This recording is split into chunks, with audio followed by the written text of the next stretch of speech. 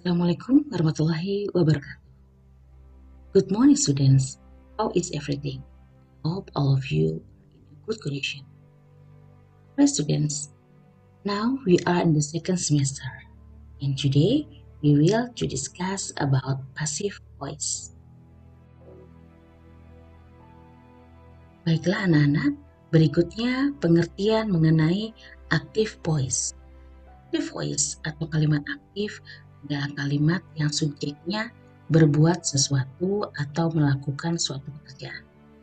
Dalam bahasa Indonesia, ciri-ciri kalimat aktif adalah kata kerjanya selalu berawalan me dan beberapa lagi memiliki awalan ber pada kalimat aktif atau active voice ini. Kita cukup menggunakan bentuk dasar dari kata kerja atau verbs dalam penyusunan kalimat. Kemudian untuk passive voice sendiri. Passive voice adalah konstruksi tata bahasa secara khusus, especially a voice, kata atau frasa kata. Benda yang menjadi objek dari kalimat aktif muncul sebagai subjek kalimat dengan suara pasif. Di Indonesia, kalimat pasif biasanya diikuti prefix berupa di atau ter. Contohnya kalau kalimat aktifnya menginjak pada kalimat pasifnya menjadi dipukul atau terpukul. Berikut contoh soal aktif dan passive voice dan jawabannya. Berikut rumus pakem dasar kalimat pasif atau passive voice.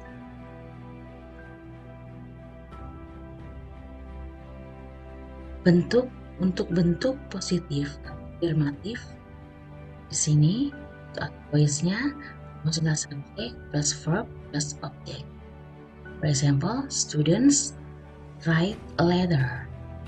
Untuk passive voice-nya subject plus to be plus verb 3 plus by plus object. Okay, a letter is written by students. Ya, jadi letternya dipindah ke depan. Kemudian dirubah menjadi is karena ini bentuk present. Ya, written kata kerja ketiganya dan dilakukan oleh students yang ini. Ya, baik, berikut untuk kalimat negatifnya subject, auxiliary plus not plus verb. For example, students do not write a letter. Nah, untuk passive voice-nya subject plus to be, not plus verb 3 plus by plus object. Kemudian di sini letter, di sini terakhir dipindah ke sini, a letter is not written by students. Nah, kemudian for the interrogative, kalimat tanyanya rumusnya adalah auxiliary plus subject plus object. For example, do students write a letter? Dan untuk voice-nya to be plus subject plus verb 3 plus by plus. Oke, kemudian rumusnya jadi is-nya dipindah ke depan, to-nya is adalah is, a letter written by students. Kemudian untuk question in word plus auxiliary plus subject plus verb plus object. For example, why do students write letter? Untuk voice-nya question word to be plus subject verb 3 plus by plus object. Why is letter written by students? Itu ya anak-anak ya. Intinya adalah susunan to be atau modal diikuti oleh verb. Apakah cukup di sini pengetahuan kita tentang rumus passive voice? Belum, karena belum. Realitanya kalimat-kalimat bahasa Inggris itu tidak hanya ditulis atau dibicarakan dengan tense sederhana seperti ada 16 bahasa Inggris dengan rumus pembentuk yang berbeda pula. Konsep rumus dasarnya sama, yaitu penyesuaian to be atau modal plus verb 3 dengan unsur pembentuk masing-masing tenses yang kompleks. Oke, kita lihat lebih detail ya. Rumus passive voice pada 16 tenses. Di sini kita lebih memfokuskan bagaimana perubahan dari aktif menjadi passive voice.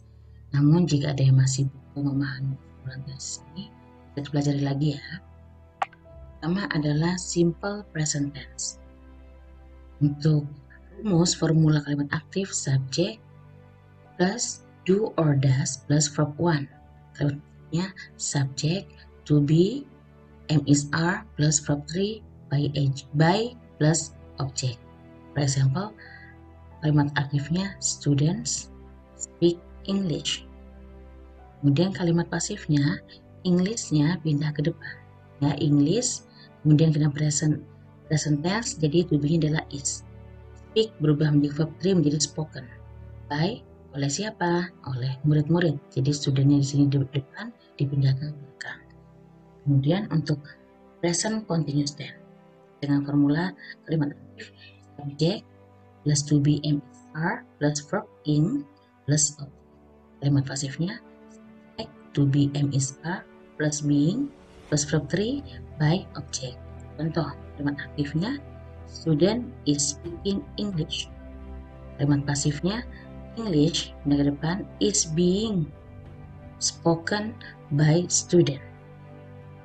Dan kemudian untuk present perfect tense, kalimat aktifnya subject plus have or has plus verb 3 plus object. Aktifnya subject plus have or has in verb 3 by. Example, aktifnya students have spoken English. Kemudian kalimat pasifnya English has been spoken by students.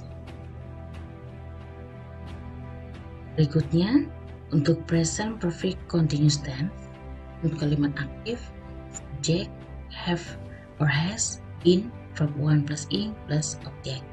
Kemudian pasifnya subject have or has been being verb 3 by object.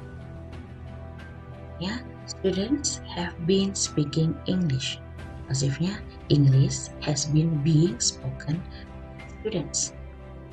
Untuk simple past tense, aktifnya subject to, pasifnya subject to be, was, were verb 3 by object. Contoh kalimat aktifnya students spoke English. Kalimat pasifnya English spoken by students. Dan untuk past continuous tense, kalimat aktif subject to be, was, were verb 1 plus in plus object. Kalimat pasifnya subject to be, was, were, being verb 3 by object. Example, kalimat aktifnya students were speaking English. Pasifnya English being spoken by students. Yang ketujuh, past perfect tense.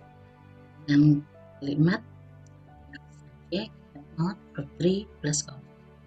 Pasifnya subject had been verb 3 by plus object. Contoh, artinya students had spoken English. Ya, been spoken by students. Untuk past perfect continuous tense, kalimat aktifnya subject had been verb 1 in plus object. Pasifnya subject had been being verb 3 by object. Contoh kalimat aktifnya students had been speaking English. Kalimat pasifnya English had been being spoken by students. Simple future tense. Kalimat dengan rumus subject will not plus verb 1 plus object. Ya, subject will be verb 3 by object. For example, contohnya students will speak English. Ya, English will be spoken by students. Yang ke-10, future continuous tense. Dan kalimat aktif subject will be 1 plus. Ya, subject will be being verb 3 by students will be speaking English. Pasifnya English will be being spoken by students. Berikutnya untuk future perfect tense, kalimat aktifnya subject will have verb 3. Ya, rumusnya subject will have been verb 3 by. For example, contohnya kalimat aktif students will have spoken English. Pasifnya English will have been spoken by students. 12. Future perfect continuous. Ini rumusnya subject will have been verb 1 plus ing plus object. Kalimat pasifnya rumusnya subject will have been being verb 3 by object. Contohnya untuk kalimat aktif, students will have been speaking English. English will have been being spoken by students. Berikutnya untuk simple future past tense. Untuk kalimat aktifnya subject both verb 1 plus object. Kalimat rumusnya subject would be verb 3 by. Kalimat aktif students would speak English. Pasifnya English would be spoken by students. Dan untuk future past continuous tense, rumusnya untuk kalimat aktif subject would be verb 1 ing plus object. Kalimat aktifnya subject would be being verb 3 by object. Aktifnya students would be speaking English. English would be being spoken by students. Dan untuk future past perfect, rumusnya subject would have verb 3 object. Rumusnya subject would have been verb 3 by object. Example, students would have spoken English. Pasifnya English would have been spoken.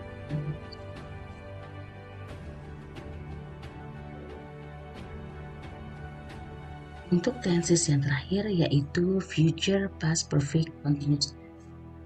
Untuk rumusnya kalimat aktifnya subject would have been verb 1 plus ing. Dan kalimat pasifnya dengan rumus subject would have been being verb 3 by object.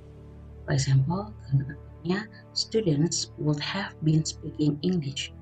Kalimat pasifnya English would have been being spoken by students. Baiklah anak-anak, demikian penjelasan mengenai aktif dan passive voice beserta pengertian, rumus, dan contoh soal-soal. Tentu kalian tidak pelajari semuanya, hanya beberapa saja, karena kan disesuaikan dengan silabus pembelajaran jarak jauh di masa pandemi ini. Yang berharap kalian semua bisa lebih banyak berlatih lagi di rumah dengan rumus-rumus yang ada.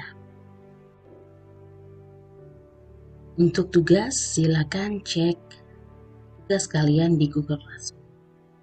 Okay, I think that's all for today. Have a nice day. See you. Assalamualaikum warahmatullahi wabarakatuh.